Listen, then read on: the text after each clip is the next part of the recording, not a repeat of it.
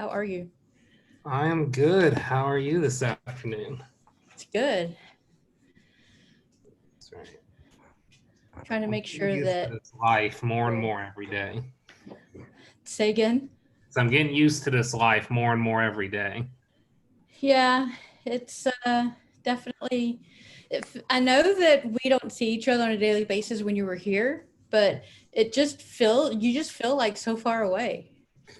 It's crazy because I moved and then all this happened. It makes me feel far away. Like I'm one of those people that can like make natural connections.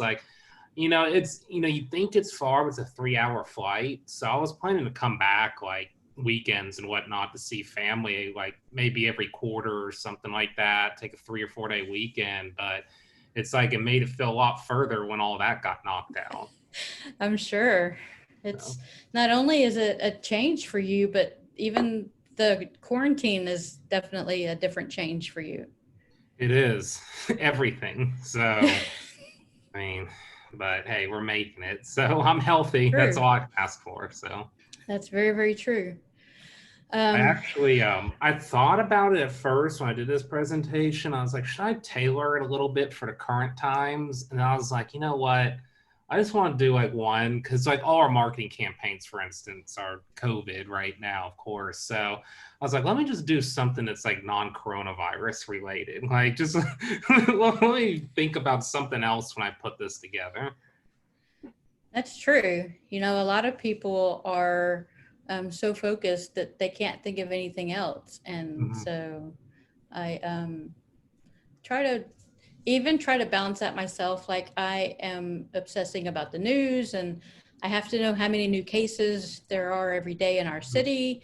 And so it's kind of, it kind of makes you anxious when, Mhm. you see that, oh, we have to roll back again because we are now not wanted in any other state in the United Yeah. States. The funny thing is because we're digital marketers, so I've forced myself now to not read the news articles and I look at the Mhm. data because those charts where it shows all the bar graphs and the trends. Like that's what I make all of my basis of judgment on now. I'm like, just stop reading the articles. Because, for Yeah. instance, like over here, the cases aren't that high. They're 90 per 1.3 million people. So that's relatively low compared to some of the hot spots. But the other day, it went from 20 to 40 to 60 to 90 after reopening. So the news articles read, cases have quadrupled. Oh, is this the next hot spot? And I'm like, wait a second. Like, I didn't think the numbers were that bad. But it just really depends what your perspective is. So that's why I'm Yeah. like, just look at the data, Andy. Don't look at the don't look at the panic. Yeah, no, I have the COVID stuff from Harris County. I have their graphs on my phone, so I Mm-hmm, can look at it all the time and kind of like I live outside of Houston. I live in Pasadena, and mm-hmm, so our numbers are not as bad. But still, when the numbers go up in a little bitty small town like Pasadena, you're like, mm-hmm. okay, so which one of my neighbors has it? Yeah. Who should I not want to be? And Mm-hmm. so it's crazy because even my next door neighbor who I love to stand outside and talk with, I haven't even like been outside to talk to her. Yeah. So it's crazy. Yep, it's the new life. So, Yeah. but So let's see. We are let me turn my screen. yeah, uh so Kathleen, if you're in Pasadena, we need to get together when this is all over with and meet for coffee at Sycamore because Sycamore is amazing. And Christy Gillentine Calloway says, working in a crisis communication, she has to be aware of the latest. With being 7 weeks pregnant, also, congratulations. I have to stay absolutely stress and anxiety free as much as possible. Catch 22, definitely. Mhm. Yeah. So, yeah. So, so Andy and I met last year. He also spoke last year at Social Media Day, and I absolutely loved his presentation. It was one of the highest ones that were rated that day. So when I found out that he was moving, I was like, "Are you still going to speak?" And he's like, "Yeah, I'll still speak." And I was like, "Okay, as long as you're still speaking, we're good." So Andy and I became, I think we're friends. I don't know, Yeah, maybe we're good not. friends. Okay, good. Okay, good. We're Social good media friends. wizard. Yeah. Yeah.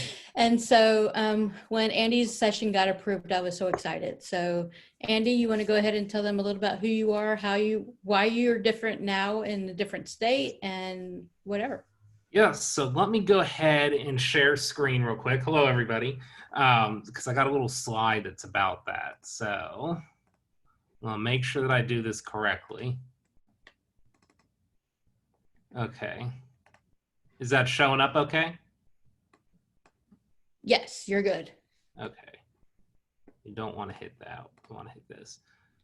So I most recently, as a lot of people would know me in Houston, born, raised, spent most of my years there, went to Sam Houston State, worked in College Station as a radio host, really began my background. I always like to say the social media OG, 2010, before paid, before video, before all of these things that we see in place right now. It literally was throwing up some cat memes and trying to brand yourself as a radio host and be fun and innovative and different and extension onto your brand, but really helped me learn the social media footing that we have now. And that eventually worked my way to where I was the social media specialist at Space Center Houston, where you'll see my nice little picture there, where we mix a little traditional and social media together.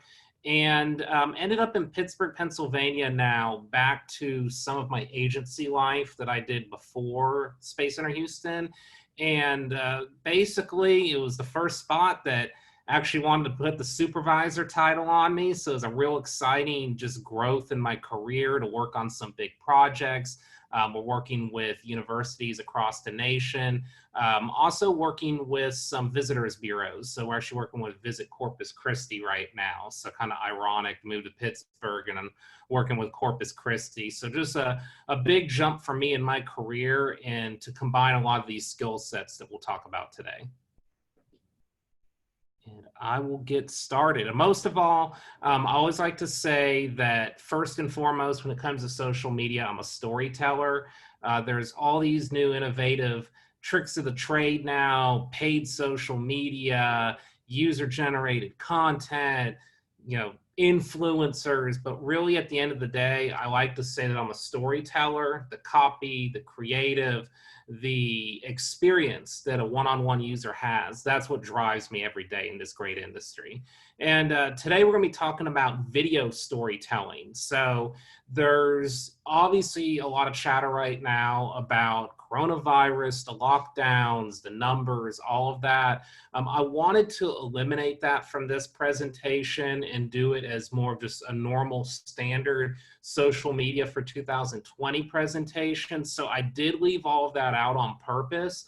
But after this is over, if you're looking for some ways to tailor some of these strategies for a COVID world, I definitely can talk about that. And that's something we're doing on a daily basis over at work right now. So to really understand video, I like to look back at the trendsetters that were from yesterday. So TV, newspaper, radio. Yes, old, right? But there is a lot we can learn from the traditional industry. All of what they've put into play, we see repeated over and over again with new strategy with video techniques. So the power of video. Why do we like video so much on social media? We obviously have seen the data where it says up to 80% higher engagement rate when it first started showing up. I don't know where this red line came from. Huh. Well, there's a red line on my screen. Where did this come from? We'll just keep going. Ignore the red line. So we have to really look back at the beginning to see where TV started and where it's going now. So 1940, the first TV ads runs for $4 at a Yankees game. MTV in 1981, they started the music video thing. 1995, the first viral video, this is very debatable, was started by the South Park creators where they made a Christmas card, a virtual Christmas card, something that we all used to send each other an email. YouTube hits in 2005. Nike is the first to jump on that opportunity. And then Google right after that sees the value in digital video, buying YouTube for $1.65 billion. Now, prior to 2005, when we thought of video, we thought of it as hard advertising. We saw the short form videos being just TV, news, 30-second ads. 5 o'clock news is where you got all of your content, and there was no mobile devices to interrupt you. An extremely different landscape that we were in prior to 2005. And despite that being 15 years ago, it really does feel like yesterday. So post 2005, we started to see YouTube hop into this landscape. News was fighting for the attention on YouTube. Brands started toying with digital videos, as we mentioned with Nike. Users, they didn't have their mobile devices, but they could use YouTube to escape from their reality, to pull up in their laptop and look at that instead of watching TV, or just get lost in a whole other world. I can tell you, I'm sure everybody on this presentation, when YouTube dropped and the music videos were showing up, 3 hours would go by like 10 minutes as soon as we could start just clicking through video to video to video. And then shortly after that 2005 time frame, we started seeing the mobile devices integrating with the iPhone that popped up in 2007, which really took it to another level. And then it all changed. Mark Zuckerberg came around and started stealing our data. Ha ha ha.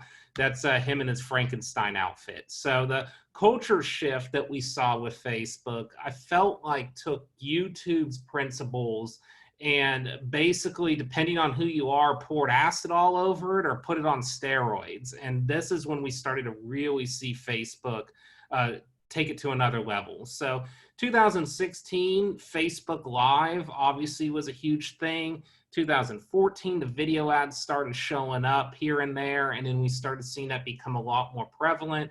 2016, vertical video becomes the hashtag new normal. I know everybody's favorite hashtag this year. And then, of course, before all that, 2007, we started seeing videos shared via webcams. So when you got to 2016, the users were already trained for video mentally to see this, between YouTube, between what they were doing on Facebook.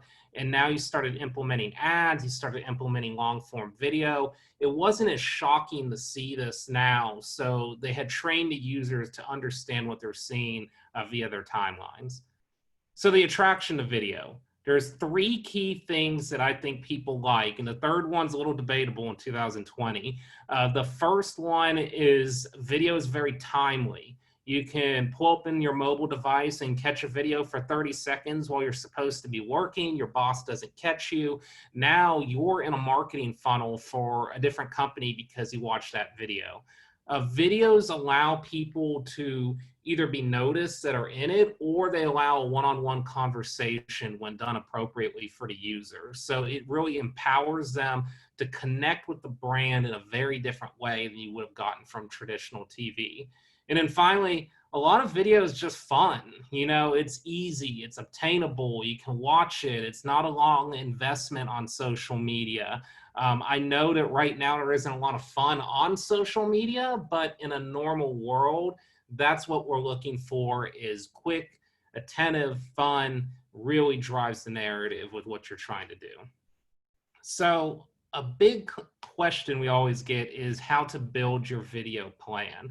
I believe every company can build a video plan in 2020. I would say 4 or 5 years ago, before the iPhone X's and 11s of the world, I'd be a little bit hesitant to say just go out and do it yourself. I would say that you probably want to have a team that can really encompass the skills that you need to put together a proper video. But these days, we got so many devices, the gimbals, different equipment to hold your phones. You can do vertical video, which is already preferred, so we're not shooting it horizontal and then re-editing it. We have a lot of different tools in place. It takes some simple training, framing, miking, all these different things for certain types of videos. But I do believe with the basic video plan, this will give you a start to try to enter that realm if you're not already there right now. So video has some advantages and disadvantages. 80% higher engagement is always the #1 advantage. Good job. You earn a gold star for that. Autoplay, that showed up on Facebook. I want to say it was 2015 15 to 16ish, the autoplay feature showed up. And that's essential because when people go through social media, this is how they do it. This is how you view posts. And anyone that wants to disagree with that, it just isn't reality anymore. People aren't going to social media looking for brands. The brands find them with proper targeting 90+% of the time. So having that autoplay feature, it just does so much to stop the scroll when it's proper creative. And then it's just a natural aesthetic, as we talked before. It feels natural when video is properly done. It's not forced. It's part of a conversation. It's what the user was already looking for when targeted. The disadvantages to video, as good as it is, it actually can fall flat fairly easily if it's done incorrectly. It's a lot of noise. So if you're going on there and we're looking at instruction from 1985 and it's just straight to the point, it's 3.5 minutes, it doesn't really do anything for you, it'll just look like a lot of noise and you just burned a lot of production for very little result. It could nosedive cost and efficiency. You know, a bad video, I feel like, could get a couple engagements and that's it, and it just kind of sits there. So bad video, in my opinion, where it's just a talking head on a screen with no real visuals, that's going to probably engage less than a picture would. So you got to be real careful what you're putting out there. It has to be quality. It has to be done properly for social media. And then reading like a commercial, it's white noise at this point. People have never looked at social media as a commercial, despite the $70 billion revenue that Zuckerberg is making with Facebook and Instagram. It's still not the platform for that. And even if you think about TV, I want you to go home today and watch TV with commercials and tell me how many 30-second ads you're watching all the way through without looking at your phone, without zoning out, without petting your dog, without talking to someone, without doing anything. Tell me how many percentage of these ads are you watching from start to finish. If it doesn't work for TV anymore, why would it work for social media? So when we talk about delivering videos on social media, a lot of clients are going to be talking about doing it paid and organic. So organic social media is what the users want: awareness, likes, engagement, fun stuff. Paid social ads, as a company, you want clicks, leads, conversions, but there has to be this middle ground, as we talked before. So when you can bring both of these strategies together and create efficiency, that is a proper video strategy, in my opinion. And what that really means is what we're putting on our paid ads is also a similar aesthetic that we're putting on our organic social media. So when a user comes through, they see it once, they see it twice, they see it 3 times, they convert. When they become that organic user on our feed, we don't know the pathway they may take. But once they're there and they become that 3 to 4% that will see an organic post, then we have them locked in and we're not paying for every single user across the board. So let's start planning your video. So you're trying to figure out what you're going to do. What's the message? There's so many things that we could put out there. Let's ask these questions first and see what your answers are before you hit go. So number one, do I have staffing to accomplish video across our core platforms? Now this one, I said it's easy to shoot video, but is it as easy to implement it? If you're running Facebook, Twitter, Instagram, TikTok, Snapchat, etc., each of these platforms, if you upload a 30-second video, you're talking about it just going to spin, it's going to spin, it's going to spin. You have to title it, you have to label it, you have to respond to the comments, all these different items. So you need to figure out what your staffing is. Are you able to upload that video? Are you able to apply a budget to it? Are you able to do community management with it? If you can't do it for each and every platform, figure out where your wins are at, figure out where your audience is at. Number two, can I match ad spend costs with costs of video production? This is a big one. So if you are shooting a Disney production, if you are paying $10,000 for video costs across the board, you should be more than willing to spend $10,000 advertising that video. If that's not in the budget, then we need to go to a more simplistic route, and that will be shooting with iPhone, getting lavalier mics that could be sturdy for you, getting a gimbal that will work for your phone. It can be done. There are big companies out there that are doing this with very limited technology. So you really need to establish what your cost points are, and don't put all that money into the production of the video, because it's got to be boosted. It's got to be sent to the right people. And then 3, 4, and 5, they all run together. You have 1.7 seconds is the average to get somebody engaged in your video. So do you have a visual story you can tell in the first 1.7 seconds? Do you have a story that can attract someone in 1.7 seconds? Is your message clear in 1.7 seconds? And then finally, why would you stop scrolling on that video? When you can come up with a great answer to all of these, then you're on your way. So I like to always say, why social? CAT with one extra A, convert, conversation, authenticity, adaptivity, and time. Again, these are just key components to anything social media. So starting your video plan, this is another common question. Short form video, long form video. The answer is both. You can do both of these, but you just got to kind of know what the proper placement is for each. So the Facebook video guide I have on here, these are different types of videos that we see used. I like to say there's a dead zone between 1 to 3 minutes. You're not going to find this in some Facebook blueprint school or anything like that.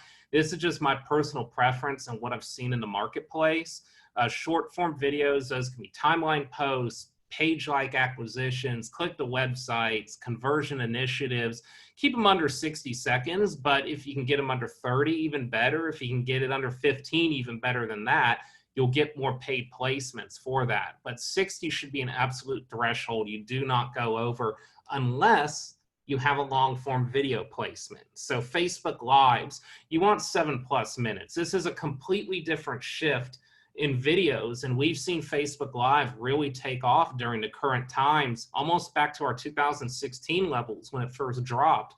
So you want 7+ minutes on these. You want this to be designed to be long form, but you also want it done in a fashion to where anybody can come in on minute 3, 4, 12, whatever it is, and they could get something out of your live video in 30 seconds. Facebook Premiere, Facebook Watch Party, great new tools that I'm going to talk about. These are just like Facebook Lives, but pre-recorded. Those, again, are going to be, we want them 3+ minutes, 7+ preferred. Press releases, the press release feature on Facebook is a little hidden. It's something new that I've used a couple times. I would highly recommend this for any type of announcements. Again, the algorithm will reward you on these types of videos for keeping them long. Keeping these videos here short, I think will work best for you. You'll see something pop up on your feed that says Facebook is rewarding people for 3 minutes and over. I would highly recommend when you do that, putting them in these types of placements. Engagement rate, a lot of people like to judge your videos by their engagement rate. This is very subjective based on your industry. So if you're calculating engagement rate, good is around 1% or higher. But again, it really just depends on your industry. This is just a very base level judgment for you to look at. If you're targeting for clicks or conversions or leads or anything like that, you might see the engagement vary. But I always believe that a great video, regardless of how you're targeting that video, should get some engagement when positioned correctly. Instagram videos, you know, we definitely like to do our Instagram, very mobile friendly, a lot friendlier in general, a lot less noise on Instagram. Always be thinking under 60 seconds. Once again, link out to Instagram TV if you need to do a longer video, but you want to leave these videos with the climax. So Instagram TV will bump somebody more into a mobile YouTube type feed, but we want the meat and potatoes right up front before we're linking them to Instagram TV. So if we're doing TV, that's going to be your more long form social media, long form video like YouTube, continued storylines, and we always do Instagram vertical. As much as it hurts your soul, social media OGs, it's the way it is now. We all do vertical video, no more horizontal. Engagement rate can be a little bit higher when it comes to Instagram. We do see a big dip in the organic feeds right now, and the algorithm will probably continue working against us. I think 3% is still a good safe range to try to hit. But you're not going to get those 10s and 12% of engagement rate like you probably were a couple years ago. And that doesn't mean there's anything wrong with it. It just means that's just how these social media platforms go. And then when you're doing video, don't forget us. You know, one good thing about TikTok, Snapchat is that they are vertical video friendly. That video you put on Instagram, you know, some of them might be branded for Instagram and it's harder to convert them over, but for the most part, vertical video is vertical video. And if you want to run it on these ad networks like TikTok, probably a little bit shorter, you want 10-second lifespans. Keep it really concise if possible, behind the scenes stories, long form storytelling through imagery and personality. If you decide to go long form at any point, that would be through stories, continued post series. More authentic and less polished is better. These platforms really take a lot of what we learned on Instagram a couple years ago to a higher level, where the dance challenges and the youngins, they love these platforms. They're only growing. And we've seen a number that actually came through an email today that 48% user growth on TikTok just during the coronavirus times. So we're seeing a growth on TikTok that reminds me of Instagram several years ago. So let's take a look at the pros. We're going to watch a few videos here that I felt like really encompassed what I'm looking for in terms of short form social media. So let's take a look at Visit Houston. So everyone from Houston here will definitely be familiar with them. Let me get my tabs right over here. Close you. And let me see. I got a tab in my way. There we go. Okay.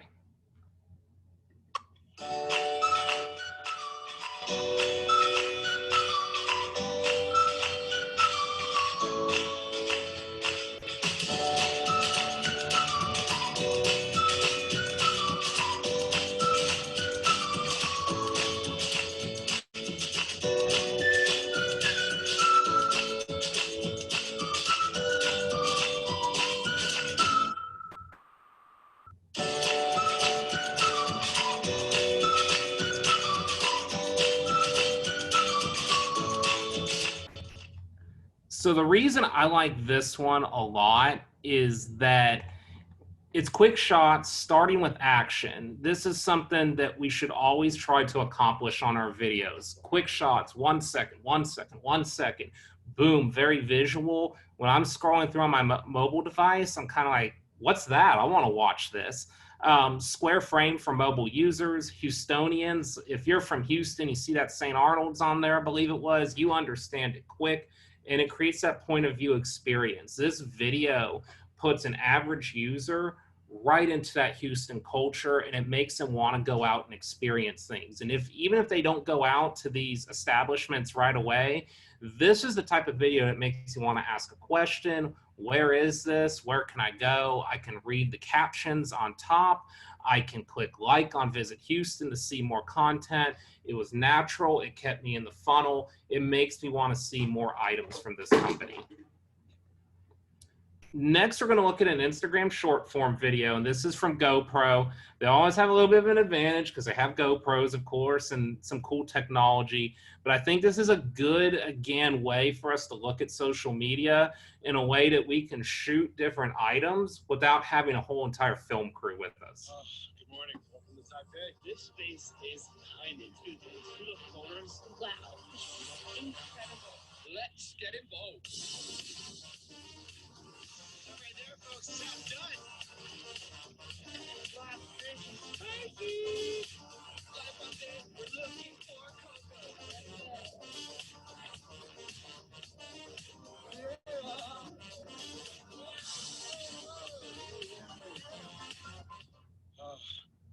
So this is hard advertising here again, but one thing to notice on that video, did you ever see GoPro one time say, come buy our camera 50% off? They didn't have to do that because they created value immediately with excellent shots, relatable photography, people that look like us. And in a matter of seconds, I want to follow GoPro and just see what kind of content they're putting out there. Like, that was fun, you know. And even if I'm not in the market to buy one of these products, maybe I won't be for 2 years. I sure as heck I'm going to follow their feed right now. And that's how social media works, because we just don't know how each user is going to go through their journey. So excellent ad right there. We aren't necessarily going to be able to take a camera on top of a mountain with most of our feeds, but both of these videos right now have shown how you could use quick, short shots for whatever you're doing, personal, business, and just combine something into really fun aesthetic. Notice also there weren't any words being said on these videos besides a few short phrases. It's not someone standing in front of a camera and talking. It prioritizes action and relatability to get to their desired result.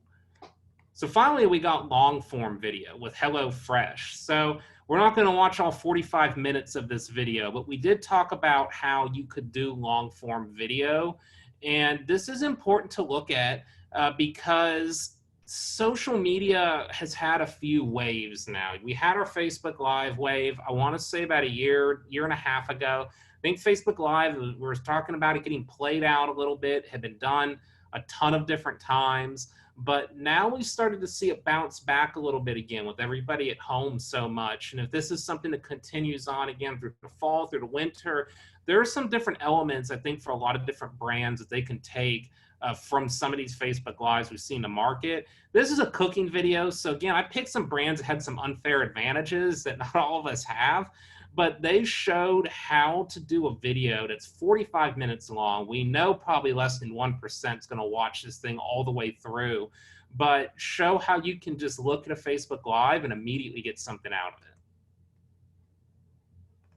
Now, if you don't have one of these at home, buddy, what would you recommend everybody use? I mean, you can, everybody has their own like little tricks. I actually, full disclosure, I have a country house upstate, and on Thanksgiving, because it's on the newer side, I didn't have a potato. So a couple things to watch here on the video. Notice how much placement's in here, but it's not advertising per se. So you'll see up here, you got a branded hashtag up here, phenomenal copywriting that tells you to share their content, see how you can incorporate HelloFresh.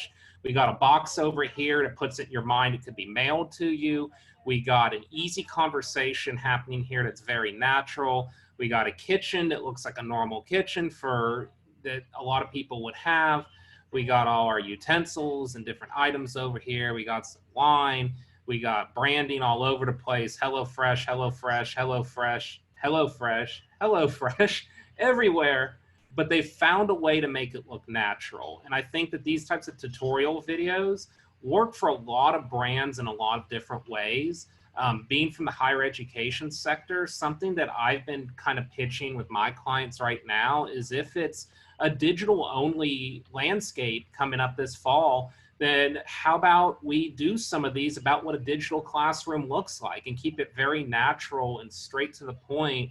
You know, there's a bunch of content that everybody's just looking for right now, and bringing back Facebook Live and the fashion that it's in, I think it's really exciting for us digital marketers, because this was when it dropped in 2016, this was like all the fuss about social media was how are you doing Facebook Live? So seeing it come back to me as a video person, as a broadcast person, extremely exciting and fun.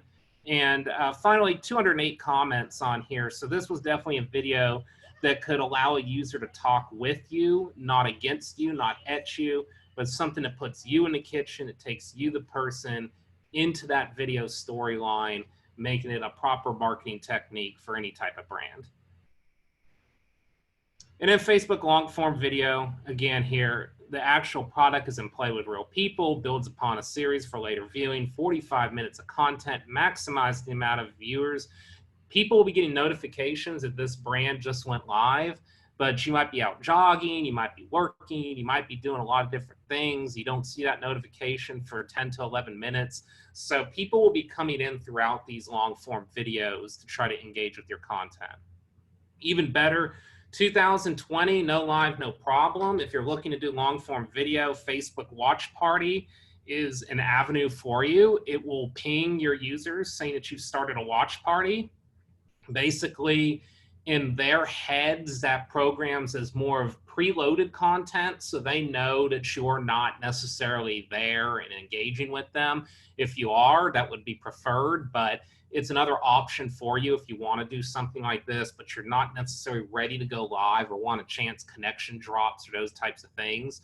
Facebook Premiere, now this operates almost exactly like a Facebook Live, but the Facebook Premiere option, it says this page is going to premiere a video at this time, at this date. I believe this one you need to be there engaging with your users. I think it's a little bit more conversational than the watch party in my experience, but these are good tools for you to use if you don't have that live option. You want a more crafted video, you want to edit it, you want to put sponsors in it. There's different ways to come up with this. So in conclusion, video proper targeting equals brand trust. 20 to 50% lower cost per clicks, in my opinion, when you get better brand trust.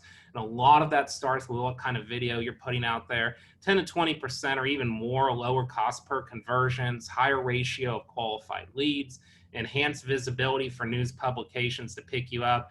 And you can get up to 100% plus gains in engagement with a good video. But we already know from a lot of hard data that you're looking at 80% just from an okay video. I like to always operate every digital campaign that I do with a 3-step engagement tactic. This is just an example that I'll use for you right here based on what we learned today. So step 1, a user first sees your content from a shared post from their friend. So this is organic, unpaid. The user goes to your page and hovers over a video on your page for 10 seconds that you posted organically. The way the algorithm on Facebook, on Instagram work is that once you watch a video for a sustained period of time, it's going to mark you down as someone they think is interested in that brand. So if you double down on that with a paid strategy, you're now retargeting them under a brand awareness campaign based on video viewers and or interests. This user clicks like on the page after being prompted. So 2 steps, brand awareness is usually a smaller spend than I would do for conversion. So for a very small spend, now you probably have someone who likes your page and is also considered engaged by Facebook at a higher ratio because they've done multiple efforts to make a connection with your brand. Step 3, the user sees an engaging post now as a follower of the page. They comment after feeling prompted because you stayed conversational. The user now is considered very engaged and will see your content organically. So they might be able to see some of your content just after step 1 or step 2, but if we're constantly funneling people through these natural methods, we can start to continue to believe that our 100,000 followers or 2 million followers or whatever your number is. We know that a lot of that could be hogwash, but if you want real followers and real conversions, this 3-step rule will ensure that you have those right people for you. And then finally, I always like to say, the #1 quote I go with, hashtag makes money makes sense. Hopefully it's more than $1 bills, but we all say it all makes sense. And video has always been the way to go on social media, both organic, both paid, any type of budget you're looking for. Don't use the excuse that you don't have that money to go shoot videos. You don't have $10,000 laying around. I promise you, with the right social media experts on your business, whether it's agency, freelance, in-house, however you're doing it, there is a way to do video that can work for you, and you shouldn't take no for an answer. You should figure out how to incorporate that with your brand. And then, importantly, you see cats on my videos. We can always talk about them. Let's connect. I am on LinkedIn. Of course, here's my link here. Just search Andy Pondillo. There's only one of me. Andy Pond 7 on Instagram. Those are my preferred channels. If you try to follow me on Twitter, you're going to see a lot of Astros gifts and trash cans. We have no shame in Houston. I brought that to Pittsburgh.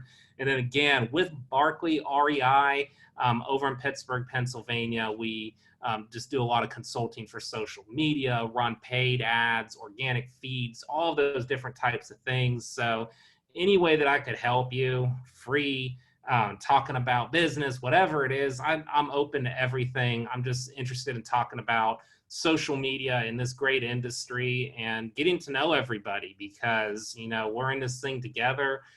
We've seen this thing blow up from sitting in the back of the room and kind of doing marketing to where we're the premium marketers in the business right now. $70 billion we're talking with Facebook and Instagram. So it's an amazing time to be in this industry. I really just thank all of you for watching, connecting, making this thing happen during some unique times here in 2020.